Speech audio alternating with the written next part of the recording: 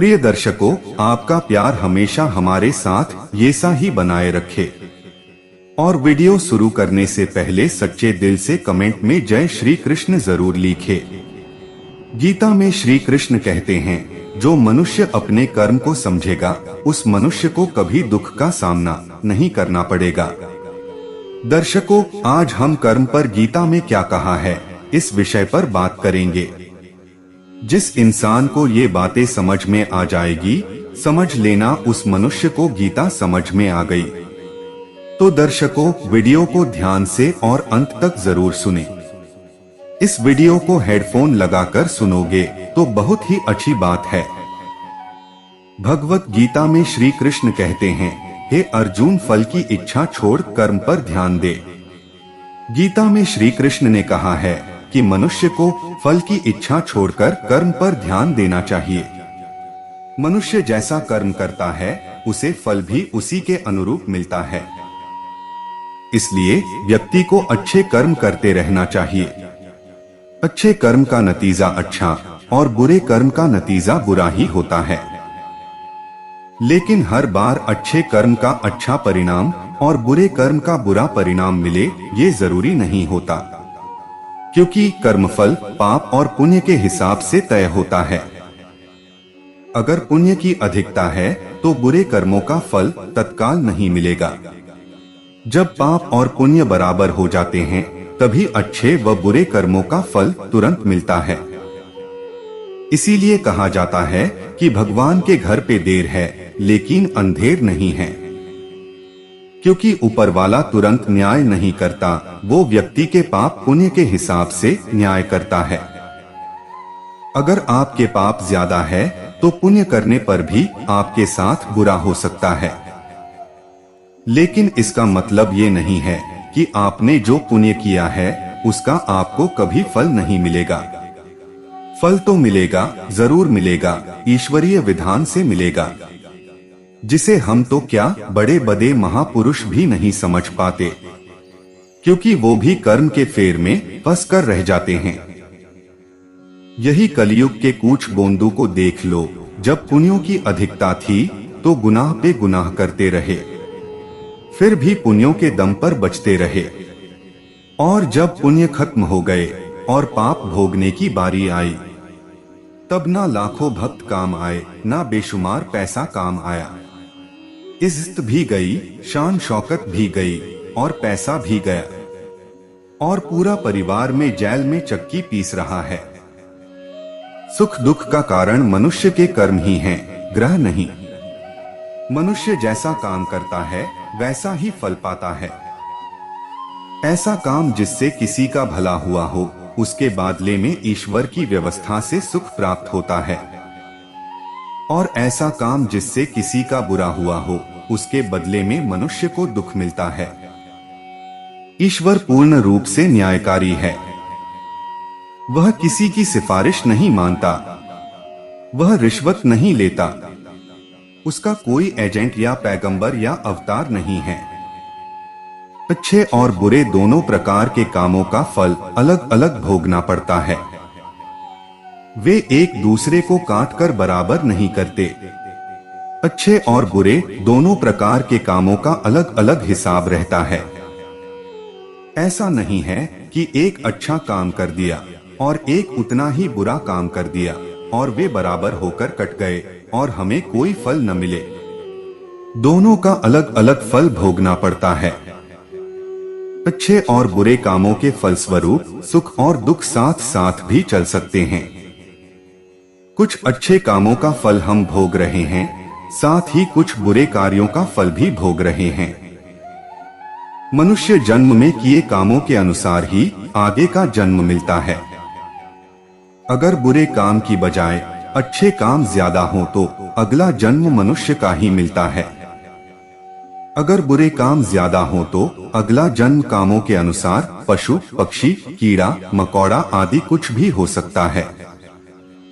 यह बात सही नहीं है कि 84 लाख योनियों में से होकर ही मनुष्य जन्म फिर से मिलता है।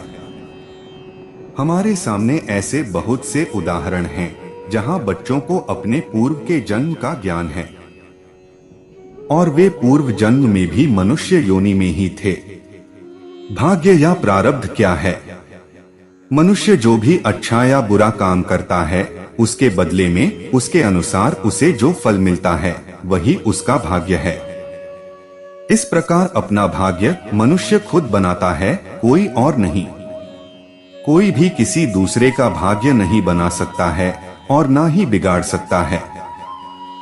किसान ने खेती करके जो फसल घर में लाकर रख ली, वह उसका भाग्य है, उसकी अपनी मेहनत का फल। किसी भी अच्छे या बुरे काम का फल शासन प्रशासन भी दे सकता है। अगर शासन प्रशासन न दे तो ईश्वर तो देता ही है। कोई भी कर्म बिना फल के नहीं रहता। जैसे माता पिता अपनी संतानों को बुरे कार्यों से हटाकर अच्छे कामों में लगाने की कोशिश करते हैं, वैसे ही ईश्वर भी करता है। जब मनुष्य कोई बुरा काम करने लगता है, तब उसे अंदर से भय, शंका, लज्जा महसूस होती है। और जब वह कोई अच्छा काम करने लगता है, उसे आनंद, उत्साह, अभय, निशंका महसूस होती है। ये दोनों प्रकार की भावनाएं ईश्वर की प्रेरणा होती हैं। मनुष्य कुकर्म क्यों करता है? मान लेना कि कुकर्म के फल से बचने का उपाय कर लेंगे, तथा राग, द्वेष और लालच के कारण ही मनुष्य कुकर्म कर बैठता है। अथर्ववेद में कहा है कि कर्म का फल कर्म करने वाले को ही मिलता है। इसमें किसी और का सहारा नहीं होता, न मित्रों का साथ मिलता है। कर्म फल प्राप्ति में कमी या अधिकता नहीं होती। जिसने जैसा कर्म किया उसको वैसा ही और उतना ही फल मिलता है। महाभारत में युद्ध की समाप्ति पर गांधारी श्री कृष्ण से कहती है कि निश्चय ही पूर्व जन्म में मैंने पाप कर्म किए हैं, जो मैं अपने पुत्रों, पौत्रों और भाइयों को मरा हुआ देख रही हूँ।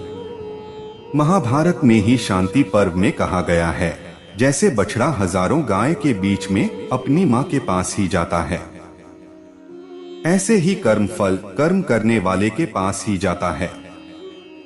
मनुस्मृति में कहा है कि जीव अकेला ही जन्म और मरण को प्राप्त होता है। अकेला ही अच्छे कर्मों का फल सुख और बुरे कामों की फल दुख के रूप में भोगता है। ब्रह्मवैवर्त पुराण में भी बताया गया है कि करोड़ों कल्प बीत जाने पर भी बिना कर्म फल को भोगे उनसे छुटकारा नहीं मिल सकता। चाणक्य भी कहते हैं कि किए हुए अच्छे और बुरे कर्मों का फल अवश्य भोगना पड़ता है। श्री कृष्ण ने गीता में कहा है कि हमारे सुखों और दुखों के लिए परमात्मा उत्तरदायी नहीं है, बल्कि हमारे अच्छे और बुरे कर्म उत्तरदायी हैं। अज्ञानता के कारण हम अपने सुख दुख के लिए परमात्मा को उत्तरदायी ठहराते हैं, जबकि वह न हमारे पापों के लिए जिम्मेदार है और न ही पुण्यों के लिए जिम्मेदार है। वाल्मीकि रामायण के युद्ध कांड में कहा है कि रावण के मारे जाने के बाद जब हनुमान लंका में सीता को राम की विजय का समाचार सुनाने गए, तब सीता ने हनुमान से कहा, मैंने यह सब दुख पूर्व जन्म में किए हुए कामों के कारण ही पाया है, क्योंकि अपना किया हुआ ही भोगा जाता है। वाल्मीकि रामायण के अरण्य कांड में कहा है कि सीता हरण के पश्चात श्री राम सीता के वियोग में विलाप करते हुए कहते हैं, हे लक्ष्मण, मैं समझता हूँ इस सारी भूमि पर मेरे समान बुरे काम करने वाला पापी पुरुष और कोई नहीं है, क्योंकि एक के पश्चात एक दुखों की परस्परा मेरे हृदय और मन को चीर रही है।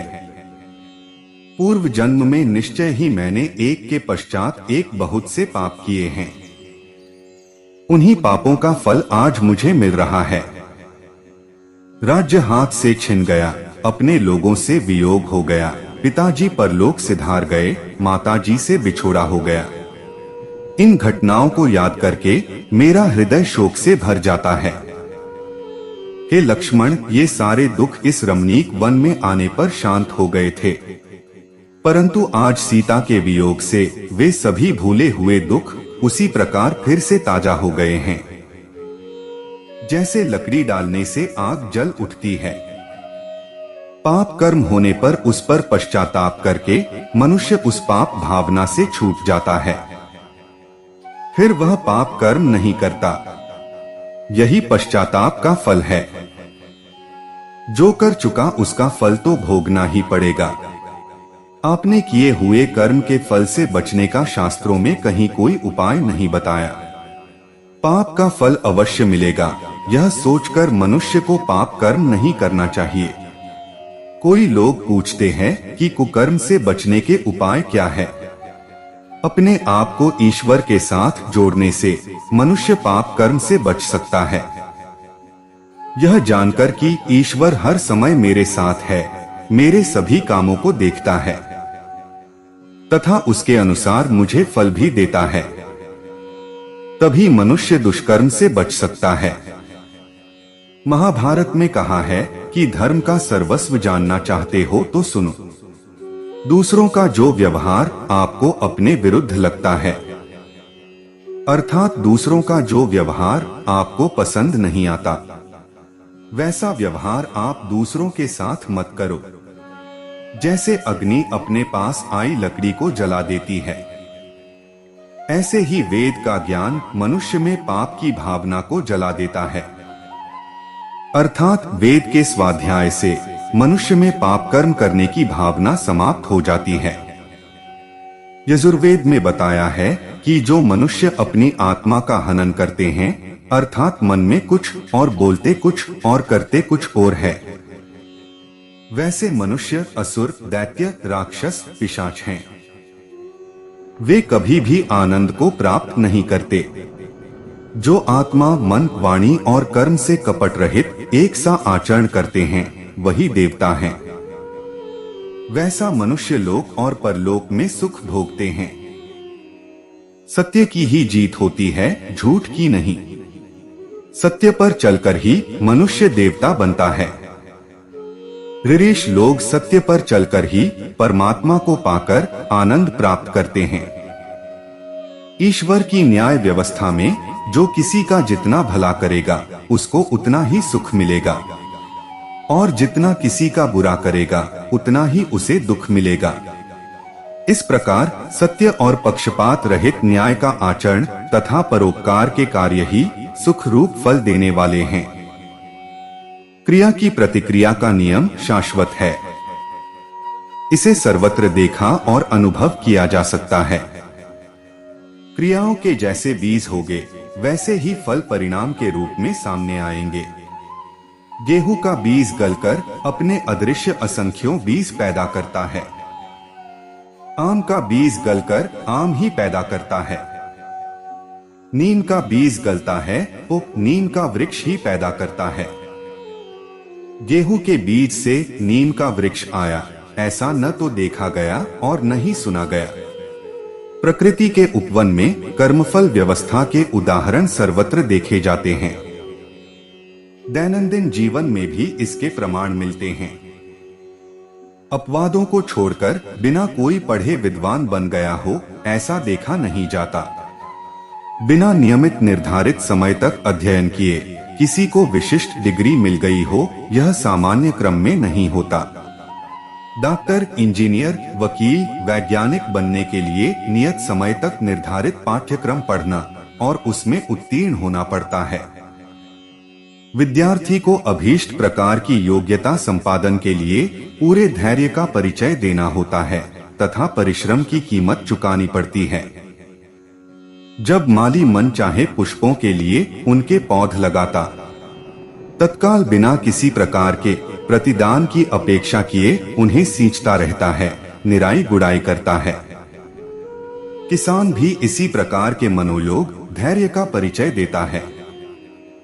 फल पाने की उतावली उनमें नहीं होती, क्योंकि उन्हें यह मालूम होता है कि समय के परिपाक पर फल मिलेगा ही।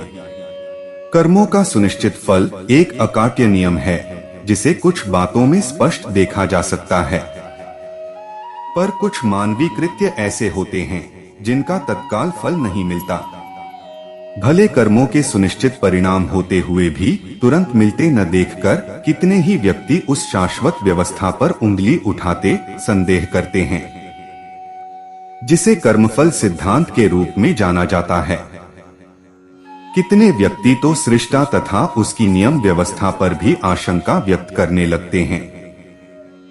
उन्हें यह बात भली भांति जानना चाहिए कि भगवान किसी को न तो दंड देता है और न पुरस्कार। वह केवल विधि व्यवस्था का विधायक और नियंता मात्र है। सृष्टि की क्रमबद्धता और समस्वरता को बनाए रखने भर का ध्यान रखता है। व्यक्तिगत जीवन में उसका हस्तक्षेप नहीं के बराबर है। हर किसी को उसने यह पूरी आजादी दी है कि जो चाहे जिस तरह सोचे या करे। साथ ही विवेक का अनुदान देकर यह भी स्पष्ट कर दिया है कि चिंतन कर्तृत्व का स्तर ही उसके सामने दंड पुरस्कार के रूप में सामने आएगा। स्वतंत्रता दिशा अपनाने भर की है, पर जो गलत मार्ग पर चलेगा वह चुभन से बच न सकेगा। यह तथ्य भी पूरी तरह स्पष्ट कर दिया गया।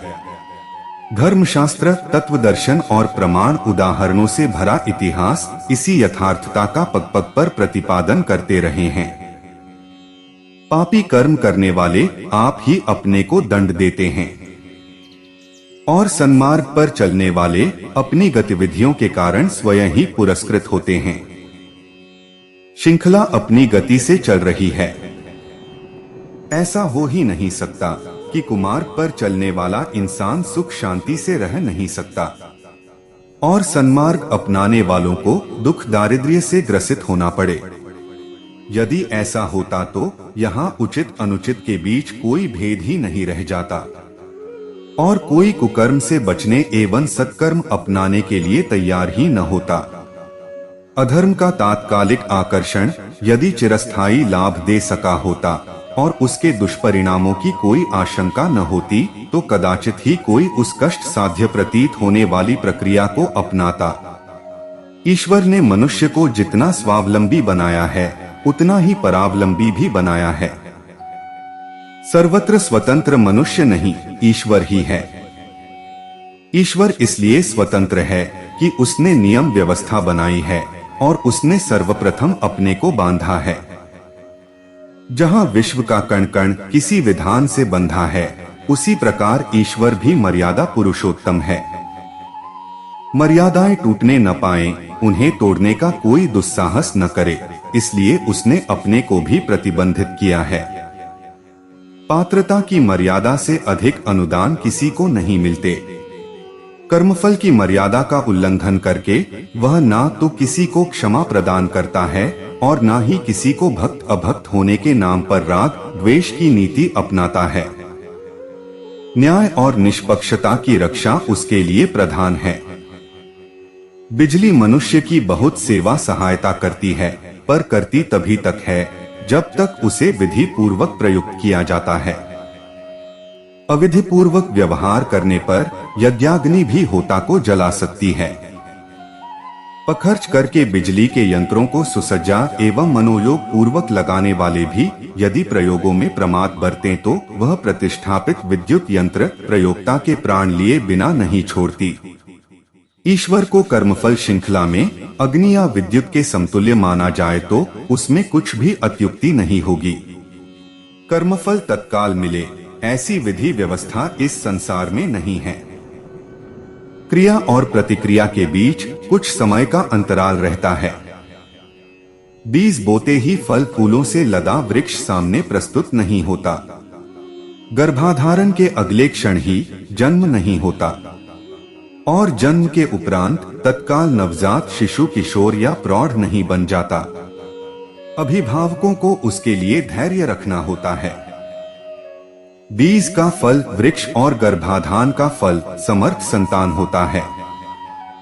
यह सही है, पर यह भी सही है कि आरंभ और परिणाम के बीच कुछ अंतर अवश्य रहता है। हथेली पर सरसों बाजीगर ही जमा सकते हैं। किसान को उसके लिए 6 महीने तक साधना और प्रतीक्षा करनी पड़ती है। गाय के पेट में घास जाकर दूध में बदलती है, इसे कौन नहीं जानता, पर यह लाभ धैर्य पूर्वक ही उठाया जा सकता है। कोल्हू से तेल निकलने की तरह गाय को एक ओर घास खिलाने और दूसरी ओर दूध पाने की आशा की जाए तो सफलता नहीं मिलेगी। ठीक इसी प्रकार कर्म को फल रूप में परिवर्तित होने की प्रक्रिया कुछ समय चाहती है। जन्मजात अपंग, बाधित, असमर्थ, रुग्ण व्यक्तियों को देखकर अनुमान लगाया जा सकता है कि उद्धत आचरण करने वालों के प्रगति साधनों का प्रकृति ने किस प्रकार अपहरण कर लिया। बंदूक का दुरुपयोग करने वालों का लाइसेंस जब्त हो जाता है। इसी प्रकार मोटर चलाने में प्रमाद बरतने वालों का लाइसेंस छिन जाता है। अपराधियों को न्यायालय में समाज से पृथक रहने का यातनापूर्ण कारावास मिलता है और उनके नागरिक अधिकार छिन जाते हैं। जन्मजात बाधितों को देखकर हम अनुमान लगा सकते हैं कि मिली हुई कर्म स्वतंत्रता का दुरुपयोग करने वालों से प्रकृति किस प्रकार प्रतिशोध लेती है।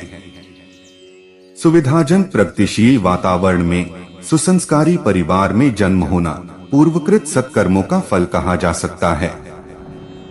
दुर्भागी व्यक्ति कुसंस्कारी परिस्थितियों में जन्म लेकर असुविधाजनक अड़चन भरे वातावरण में रहते हैं और प्रगति पथ पर बढ़ने में भारी अड़चन अनुभव करते हैं। इस विभेद के पीछे पूर्व जन्मों में संग्रहित शुभ अशुभ कर्म के परिणाम झांकते देख सकते हैं। इन अड़चन भरी परिस्थितियों में भी सत्कर्म करने की, आगे बढ़ने की स्वतंत्रता अक्षुण्ण रहती है और कोई चाहे तो नियत अवरोधों को सहन करते हुए भी आगे बढ़ने, ऊंचे उठने में सफल हो सकता है। ऐसे उदाहरणों की कमी नहीं जिनमें अंधे, अपंग, मूक, बधिर जैसी विषमताओं से ग्रसित लोगों ने इतनी उन्नति कर ली है जिसे देखकर सर्व सुविधा संपन्न व्यक्तियों को भी आश्चर्यचकित होना पड़ता है। यदि इस संसार में ऐसी व्यवस्था रही होती कि तत्काल कर्मफल मिला जाता तो फिर मानवीय विवेक एवं चेतना की दूरदर्शिता की विशेषता कुंठित, अवरुद्ध हो जाती। यदि झूठ बोलते ही जीभ में छाले पड़ जाएं, चोरी करते ही हाथ में दर्द उठ खड़ा हो, व्यभिचार करते ही बुखार आ जाए, छल करने वाले को लकवा मार जाए, तो फिर किसी के लिए भी दुष्कर्म करना संभव नहीं होता। एक ही निर्जीव रास्ता चलने के लिए शेष रह जाता। ऐसी दशा में स्वतंत्र चेतना का उपयोग करने की, भले और बुरे में से एक को चुनने की विचारशीलता नष्ट हो जाती और विवेचना, ऊहापोह का बुद्धि प्रयोग संभव नहीं रहता। तब दूरदर्शिता और विवेकशीलता की क्या आवश्यकता रहती और इसके अभाव में मनुष्य की सर्वतोमुखी प्रतिभा का कोई उपयोग ही नहीं हो पाता। बुरे कार्य के दुष्परिणाम और भले कार्य के सत्परिणाम समझने के लिए अंतप्रेरणा, अध्यात्म, तत्वदर्शन, धर्म विज्ञान, नीति, सदाचरण, श्रेय साधना का जो उपयोगी एवं आकर्षक सतोगुणी धर्म कलेवर खड़ा किया गया है, उसकी कुछ आवश्यकता ही न रहती। सब कुछ नीरस हो जाता। यहाँ जो कौतुक कौतूहल दिख रहा है, बहुरंगी, कटु, मधुर अभिव्यंजनाएं सामने आ रही है, उनमें कहीं कुछ भी दृष्टिगोचर नहीं होता। इन परिस्थितियों में और कुछ लाभ भले ही होता, मनुष्य की वह चेतनात्मक प्रतिभा कुंठित ही रह जाती, जिसके कारण प्रगति पथ पर इतना आगे तक चल सकना संभव हो सका है। कर्म का फल शारीरिक, आर्थिक, सामाजिक दृष्टि से कुछ विलंब से भी मिल सकता है, पर आंतरिक दृष्टि से तुरंत तत्काल मिलता है। सद्भावनाएं धारण करने वाला अंतकरण अपने आप में अत्यधिक प्रफुल्लित रहता है। सुगंध विक्रेता बिना प्रयास किए निरंतर उस महक का लाभ उठाता रहता है, जिसके लिए दूसरे लोग तरसते ललचाते रहते हैं। सत्कर्म का सबसे बहुमूल्य लाभ आत्म संतोष है, जिसे प्राप्त करने में तनिक भी प्रतीक्षा नहीं करनी पड़ती। सन्मार्ग पर चलने वाले का अंतरात्मा अपने आप को प्रोत्साहन भरा आशीर्वाद देता रहता है। इस आधार पर बढ़ता हुआ आत्मबल मनुष्य की वास्तविक शक्ति को इतना अधिक बढ़ा देता है, जिसकी तुलना उपनिषदकार की उक्ति के अनुसार 1000 हाथियों के बल से भी नहीं की जा सकती। सद्भाव संपन्न सन्मार्गगामी का कोई स्वार्थवश कितना ही विरोध क्यों न हो, पर भीतर ही भीतर उसके लिए गहन श्रद्धा धारण किए रहेगा। महात्मा गांधी पर आक्रमण करने वाले गोडसे ने गोली दागने से पूर्व उनके चरण स्पर्श करके प्रणाम किया था। ईसा मसीह को क्रूस पर चढ़ाने वाले लोग आंसुओं की धार से अपनी श्रद्धांजलि चढ़ा रहे थे।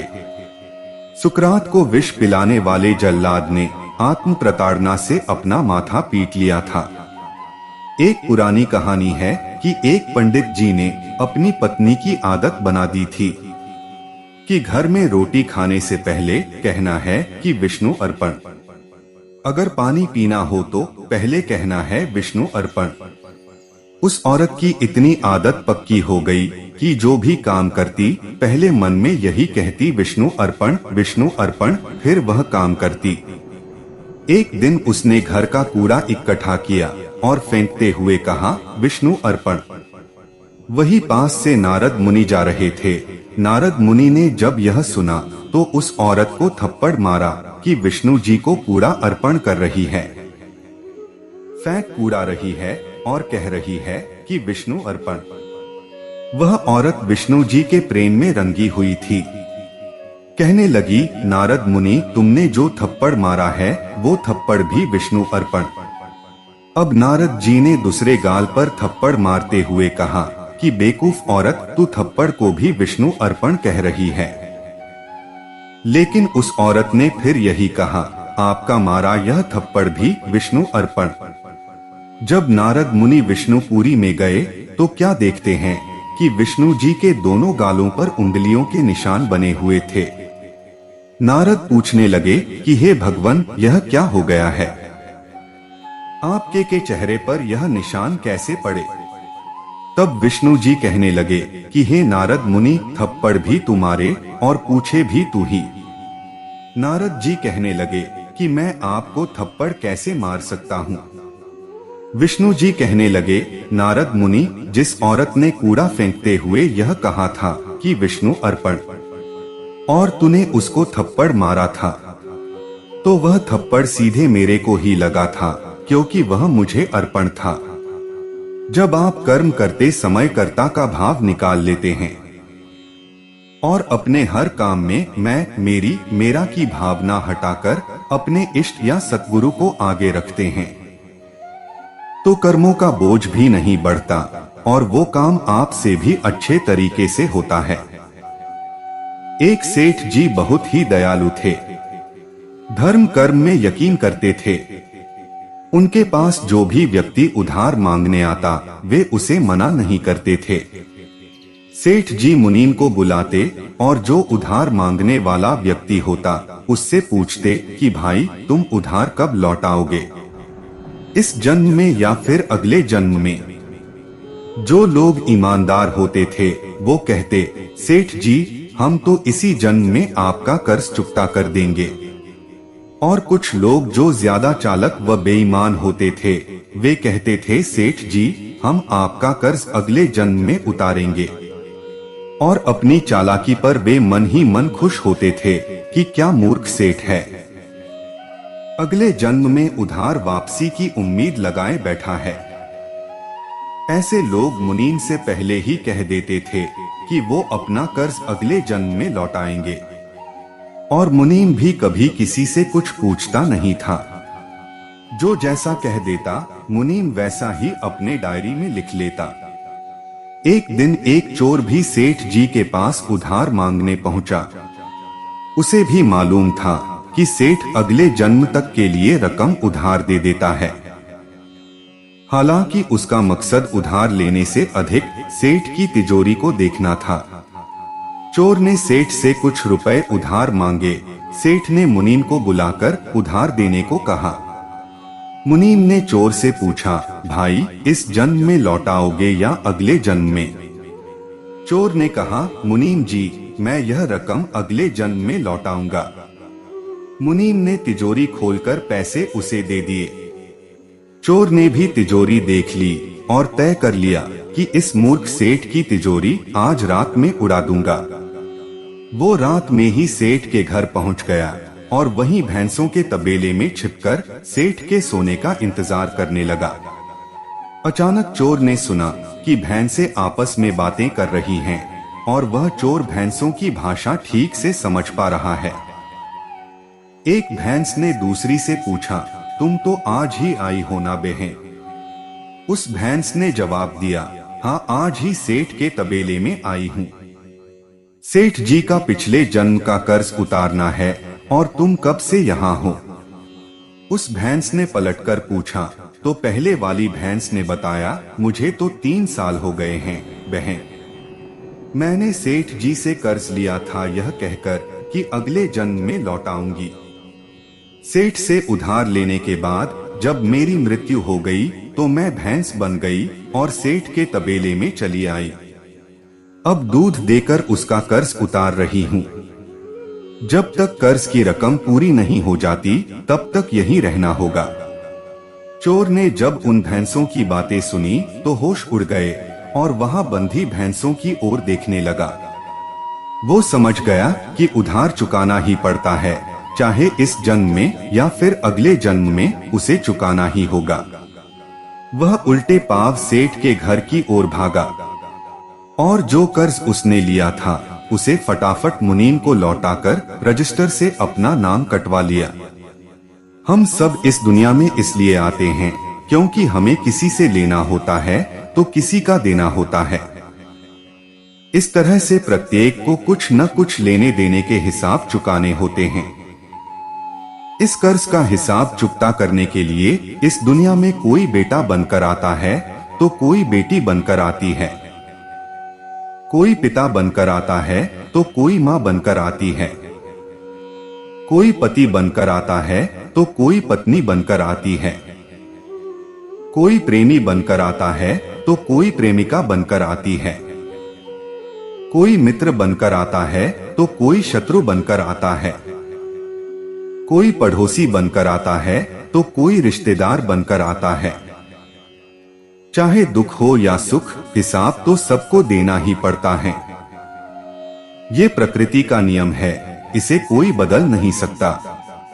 इसलिए अपने कर्म ऐसे करो कि वो लौटकर आपके पास जरूर आएंगे। किसी इंसान ने हमें पूछा कि क्यों नहीं मिलेगा मुझे मेरे कर्मों का फल, वो भी तुरंत। यदि यह प्रश्न आपको उद्वेलित नहीं करता है तो स्वयं के युवा होने का आकलन करना चाहिए। भगवान श्री कृष्ण ने ये कहीं भी नहीं कहा है कि आपको फल नहीं मिलेगा। उन्होंने तो कहा है, मां फलेषु कदाचन कहा है। कर्मफल में तेरा हेतु न हो किंतु अकर्मण्यता भी न हो। यदि आप कर्म फल की चिंता करते हैं तो हो सकता है कि कर्म करते समय आपका ध्यान भंग हो जाए और आप लक्ष्य भ्रमित हो जाए। केवल कर्मफल के भय से अकर्मण्यता जड़ न जमा ले, जैसे कि अर्जुन के मन में युद्ध प्रारंभ के पूर्व ही घर कर गई थी। प्रत्येक तरुण के मन में यह सवाल उठता ही रहता है कि मैं फल की चिंता क्यों न करूं? यदि मैं नहीं करूंगा तो कौन करेगा? श्री कृष्ण कहते हैं कि कर्म भी करो, योजनाबद्ध तरीके से करो और फल भी प्राप्त करो। बस चिंता मत करो। यदि वांछित फल न मिले तो भरपूर समीक्षा करो और फिर से पूरी ताकत से जुट जाओ। कर्म फल तो मिलेगा ही। हाँ, यह तो सच है कि कर्म फल पर आपका अधिकार नहीं होता है। रेस में भाग लेने वाला हर कोई प्रथम आना चाहता है, किंतु आता तो केवल एक ही है। इसका मतलब यह नहीं कि बाकी प्रतिभागियों ने कर्म नहीं किया, किंतु वांछित फल सबको नहीं मिला। आपको योग में होकर समता के भाव से कुशलता पूर्वक कर्म करना चाहिए। मतलब अपनी पूरी योग्यता से अपनी कार को सावधानी पूर्वक अधिकतम गति से निर्धारित लक्ष्य तक ले जाने की कोशिश करना चाहिए। यदि आपको प्रथम स्थान प्राप्त नहीं भी होता है तो भी सुरक्षित कुशलता पूर्वक पहुंचने का संतोष होना चाहिए। यदि आप पूरे समय प्रथम स्थान पाने की चिंता में कार चलाएंगे तो दुर्घटना होने की संभावना बढ़ जाती है। लेकिन दुर्घटना के भय से रेस में भाग ही ना लेना नपुंसकता है। यही बात भगवान श्री कृष्ण अर्जुन को समझाते हैं कि कुशलता पूर्वक समतामय होकर युद्ध कर, परिणाम की चिंता मत कर। जीव मात्र अपने जन्म से मृत्यु तक पंचेंद्रिय है। आँख, नाक, कान, जिह्वा, त्वचा, इनसे जो भी अनुभव करता है या भुगतता है वह कर्म फल ही है। जब कर्म फल है तो कर्म बीज होना ही चाहिए। तो कर्म बीज जीव ने अपने पिछले जन्म में बोया होता है। कर्म बीज का बोना और कर्म फल मिलना, उसके बीच करीब करीब सामान्यत 60 से 70 साल लग जाते हैं। जैसे आम और गुठली का संबंध, यदि आज गुठली बोई तो उसकी जाति के अनुसार 4-5 साल बाद पहला फल आम मिलता है। यह कालावधि को परिपाक काल कहते हैं। ठीक वैसा ही कर्म बीज और कर्म फल का हिसाब होता है। अच्छा कर्म किया तो पुण्य फल यानी सुख प्राप्त होगा, और बुरा कर्म किया तो पाप फल यानी दुख प्राप्त होगा। इस जन्म में किए कर्मों का फल अगले जन्म में जरूर मिलता है। कर्म जाल को तोड़ने का उपाय बहुत ही सरल ढंग से बताया गया है। इसके लिए 2 आयामी रास्ता बताया गया है। जीवात्मा निरंतर नवीन कर्मों का बंध करती रहती है। इसलिए यदि हम कर्मों के जाल को समाप्त करना चाहते हैं तो पहले हमें नवीन कर्मों के प्रवाह को रोकना होगा। उसके बाद पूर्व संचित कर्मों को क्षय करना होगा। यदि हम पानी से भरे तालाब को सुखाना चाहते हैं तो पहले उसमें पानी आने के स्रोत को बंद करना होगा। फिर तालाब के पानी को किसी भी ढंग से बाहर निकाला जा सकता है, तथा सूर्य की गर्मी तालाब को सुखाया जा सकता है। किंतु यदि पानी आने का स्रोत बंद नहीं होगा तो तालाब कभी भी नहीं सूख सकता। कर्म बंध का मूल कारण मनुष्य के शुभाशुभ भाव अथवा अध्यवस है। जब आत्मा में काम, क्रोध, लोभ, मोह, अहंकार रूपी कषाय भाव उत्पन्न होते हैं तो आसपास के आकाश मंडल में व्याप्त तदनुरूप कर्म फल परमाणु उस ओर आकर्षित होते हैं और आत्मा के साथ चिपक जाते हैं। यदि आत्मा में कषाय भाव नहीं होंगे तो कर्म परमाणु आत्मा के पास होते हुए भी उससे चिपकेंगे नहीं। कर्म बंध को रोकने के लिए हमें सर्वप्रथम अपने कषाय भावों को धीरे धीरे कम करते हुए पूर्णता समाप्त करना होगा। संवर के साथ साथ अथवा इसके उपरांत पूर्व संचित कर्मों को क्षय किया जा सकता है। कर्मों को क्षय करने की क्रिया को निर्जरा कहा गया है। निर्जरा का अर्थ है पूर्वकृत कर्मों का आत्मा से अलग हो जाना अथवा पुरुषार्थ द्वारा उन्हें आत्मा से अलग कर देना। निर्जरा 2 प्रकार से हो सकती है। कुछ कर्म भोगने के परिणाम स्वरूप आत्मा से झड़ जाते हैं, तथा कुछ कर्मों को तप, त्याग, नियम, ध्यान के द्वारा उनके उदय में आने से पूर्व आत्मा से अलग किया जा सकता है। कर्म फल भोगने के द्वारा संपूर्ण कर्मों का क्षय नहीं किया जा सकता। उसके लिए तप, त्याग, नियम, ध्यान आवश्यक हैं। संक्षेप में कहा जाए तो कर्मों के जाल को तोड़ने के मुख्य रूप से 2 उपाय हैं। काम, क्रोध, लोभ, मोह, अहंकार रूपी कषाय भावों को समाप्त करना और जीवन में तप, त्याग, नियम, ध्यान को धारण करना। यह दोनों उपाय मिलकर ही कर्म जाल को तोड़ सकते हैं, कोई एक अकेला नहीं। भगवत गीता में भगवान श्री कृष्ण ने कहा है कि कर्म करते जाओ, फल की चिंता मत करो। अर्थात तुम केवल कर्म करो और फल की चिंता छोड़ दो। अब कई लोगों के मन में यह विचार आता है कि भगवान ने कहा है कि कर्म करते जाओ और फल की चिंता मत करो, तो उससे यह आशय निकाल सकते हैं कि कर्म चाहे अच्छे हो या बुरे, बस हमें कर्म करते जाना है और फल की चिंता नहीं करनी है। इससे हमें कोई भी पाप नहीं लगेगा। अब जरा ध्यान दीजिए कि भगवान श्री कृष्ण ने कहा है कि तुम्हें कर्म निष्काम भाव से करना है। सबसे पहले तो मैं बता दूं कि निष्काम भाव क्या है। निष्काम भाव का अर्थ है कि अहंकार, स्पृहा, ईर्ष्या, मोह, कामनाएं आदि के भावों से रहित होकर हमें कर्म करना है। जब यह दुर्गुण हमारे अंदर होंगे ही नहीं तो निश्चित सी बात है कि हम अपने स्वार्थ की पूर्ति हेतु कर्म करेंगे ही नहीं। जब हम अपने स्वार्थ के हेतु कर्म करेंगे ही नहीं तो पाप और पुण्य उत्पन्न होंगे ही नहीं, जिससे हमें इस लोक में फिर से पाप और पुण्य के फलों को भोगने के लिए जन्म लेना ही नहीं पड़ेगा, जिसके कारण हम मोक्ष के अधिकारी बन जाएंगे। फल की कामना हेतु कर्म न करने का आशय केवल यही है कि तुम फल की इच्छा से कर्म न करके केवल अपने कर्तव्यों, अपने धर्म के पालन हेतु कर्म करो। अर्थात तुम जो भी कर्म कर रहे हो वह तुम केवल अपने धर्म, अपने कर्तव्यों का पालन कर रहे हो, ऐसा समझकर कर्म करो, ना कि अपने किसी कामना के पूर्ण हेतु। उदाहरण के तौर पर मैं आपको समझाता हूँ। अमित और सुमित दो लड़के थे हैं। दोनों ही अपनी परीक्षा की तैयारियां कर रहे हैं। अब आप जरा ध्यान दीजिए कि अमित इस भाव से कर्म कर रहा है कि मुझे अच्छे नंबरों से पास होना है ताकि मैं अपना उज्ज्वल भविष्य बना सकूं।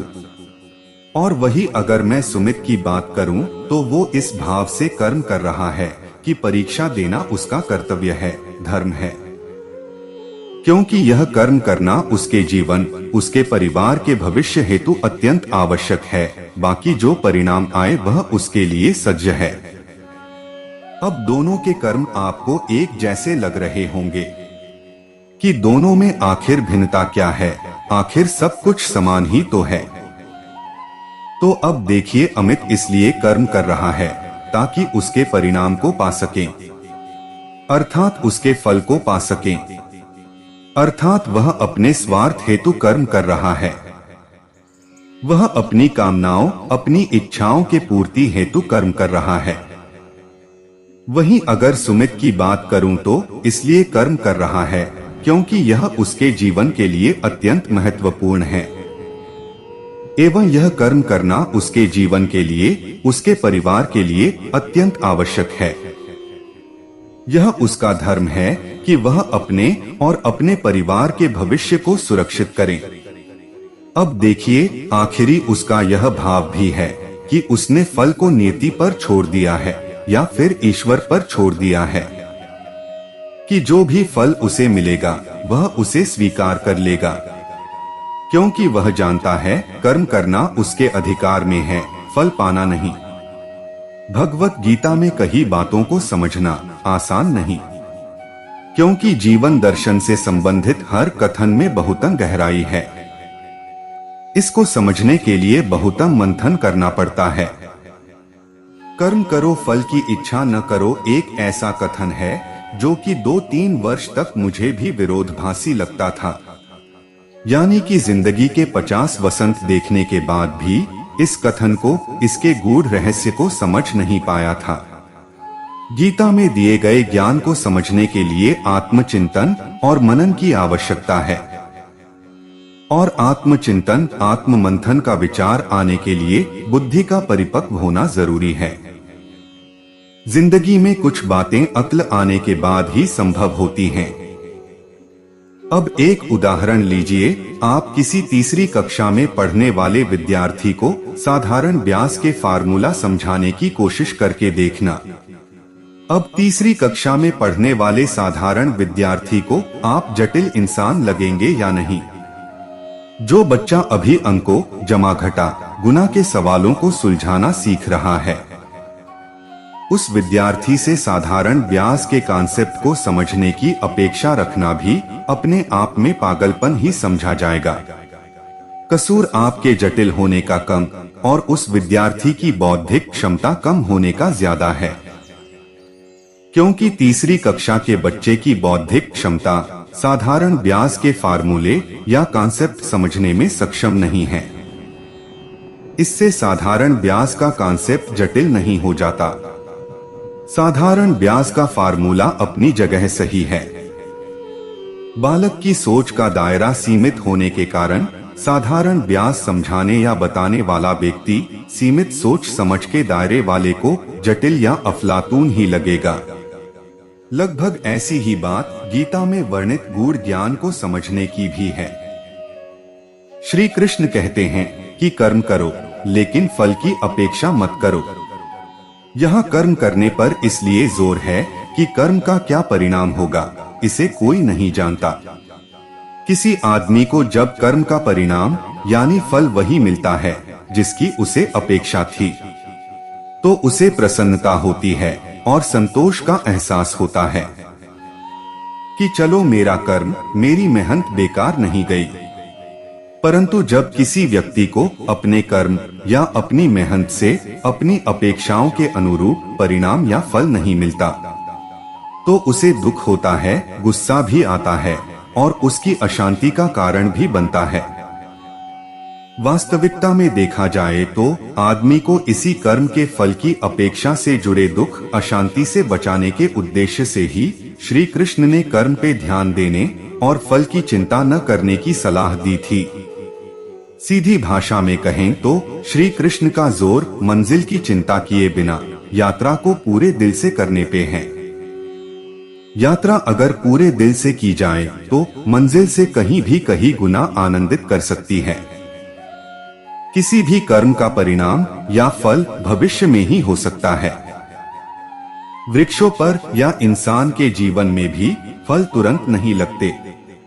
अब अगर कोई माली पौधों या वृक्षों में पानी, खाद देते हुए भविष्य में होने वाली फसल से संबंधित सोच विचार करेगा, तो उसे उस भविष्य की फसल से संबंधित विचार तनाव ही देंगे। श्री कृष्ण का ये संदेश मनुष्य को भविष्य के तनाव से बचाने का अचूक उपाय है। इसी विचार को और फैलाए तो हम पाएंगे कि कर्म किए जा, फल की इच्छा न कर। ये गीता के उपदेश के जरिए यशोदा के लाल व्यक्ति को वर्तमान में ही जीने की सलाह दे रहे हैं। विश्व की लगभग सारी जनसंख्या उतना अपने वर्तमान के बारे में चिंतित नहीं जितना कि भविष्य को लेकर चिंतित है। हम लोग वर्तमान में कम ही रहते हैं। अगर कोई हमें मिलने हमारे वर्तमान में आए तो वर्तमान के पते पर हम कम ही मिलते हैं। हम अक्सर या तो अपने भूतकाल में विश्लेषण करते पाए जाते हैं या फिर भविष्य की बड़ी बड़ी योजनाएं बनाते मिलेंगे। कर्म करने पर ध्यान देने वाला व्यक्ति वर्तमान में ही रहेगा, वो भविष्य में जा ही नहीं सकता। और इसी बात के निष्कर्ष का दूसरा सिरा ये भी है कि फल की चिंता करने वाला शख्स ज्यादातर भविष्य में ही रहता है। फल के बारे में सोच विचार करने वाले लोग वर्तमान में नहीं रह सकते। अब जो वर्तमान में ही नहीं है उसका भविष्य क्या होगा? ये हमेशा याद रखे कि मेरा ये पल मेरे बोलते बोलते ही पिछला पल हो गया, और आपके ये उत्तर सुनते सुनते ही आने वाला पल यानी कि भविष्य कब वर्तमान से भूतकाल हो गया, आपको पता भी नहीं चला। जब श्री कृष्ण कर्म करने और फल की चिंता न करने को कहते हैं, तो वह इसी पल यानी वर्तमान को ही जीने की बात करते हैं। श्री कृष्ण के अनुसार जो वर्तमान नहीं जिया सकता वो क्या खाक जिया। बिना फल की इच्छा किए कर्म करके देखिए, एक अजीब हल्कापन महसूस होता है। फल की आकांक्षा, मेहनत के परिणाम का विचार तनाव को अपने गर्भ में लिए आता है। कर्म के फल की इच्छा कर्म से ध्यान भटकाती है। भविष्य के गर्भ में छुपे फल की चिंता वर्तमान में कर्म पर पूरी तरह ध्यान केंद्रित करने में बाधा बनती है, जिससे कर्म प्रभावित हो सकता है। ये एक बहुत साधारण सा वाक्य है और बहुत गहरा भी है। यदि इसका अर्थ सबको बहुत आसानी से समझ में आ जाए तो इसकी महानता ही कहाँ होगी। ये मेरे विचार हैं। जो व्यक्ति अपने कार्य को धर्म समझता है और पूरे लगन से करता है, चाहे वो छोटा या बड़ा, उस कार्य को भले ही कई प्रयासों के बाद सफल प्राप्त करता है। वो व्यक्ति इस कार्य करने की विधि से बहुत कुछ अधिक भी सीख लेता है, जिसका वर्णन हम नहीं कर सकते।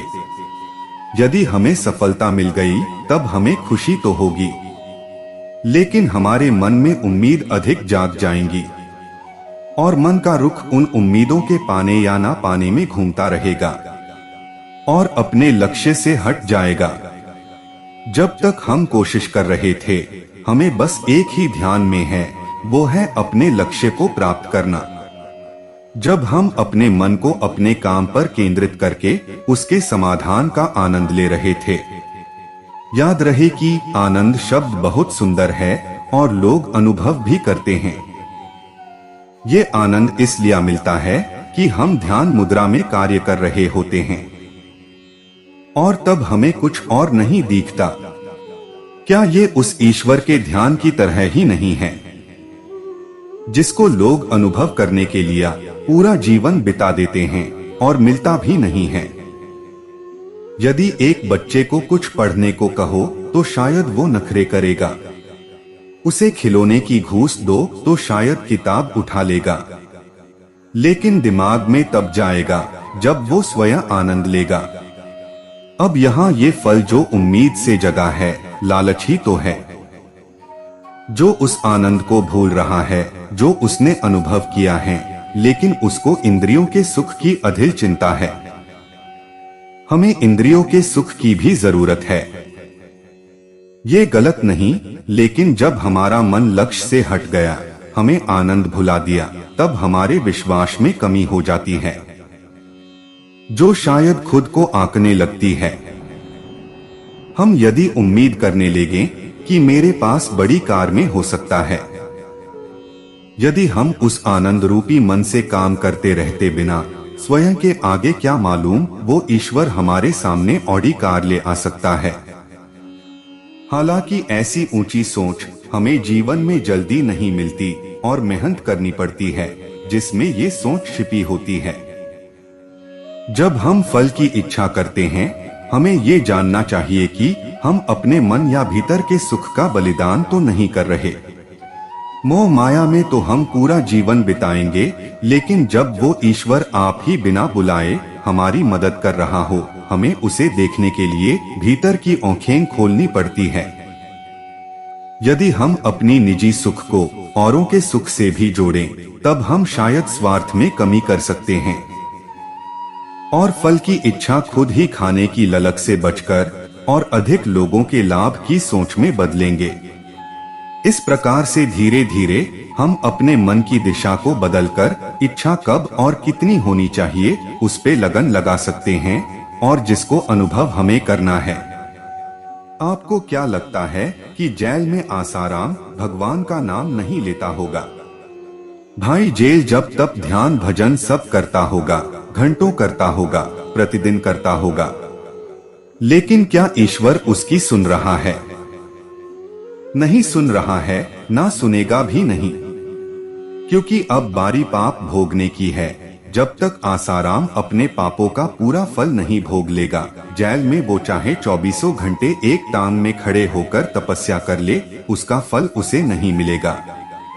जब इंसान कर्म करता है तो उसका प्रभाव उसकी आत्मा पर तो होता ही है, साथ ही उसका प्रभाव उसके साथ रहने वाले व्यक्ति पर भी पड़ता है।